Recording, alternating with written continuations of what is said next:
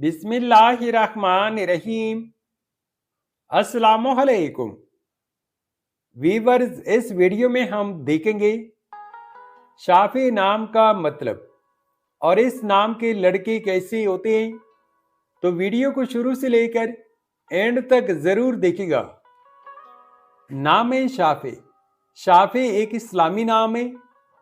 जिनसे लड़का, ये नाम लड़कों के लिए इस्तेमाल किया जाता है। शाफी नाम उर्दू में 4 हरूफ और एक लफ्ज़ पर मुश्तमिल है, जबकि इंग्लिश में इस हरूफ की तादाद 6 है। शाफी नाम की इब्तिदाई तारीख अरबी ज़ुबान से निकलती है।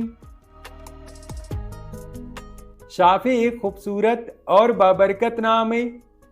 शाफी रसूलुल्लाह सल्लल्लाहु अलैहि वसल्लम का सिफाती नाम है।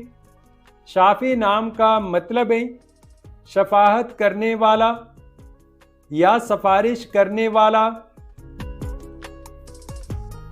शाफी नाम के लड़के कैसे होते हैं?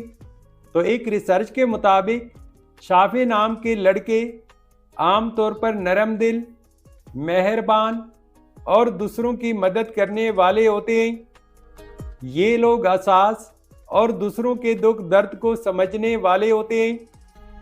शाफी नाम के लड़के अक्सर दूसरों की मुश्किलात को कम करने की कोशिश करते हैं और उनकी ज़िंदगी में खुशी और सुकून लाने की ख्वाहिश रखते हैं।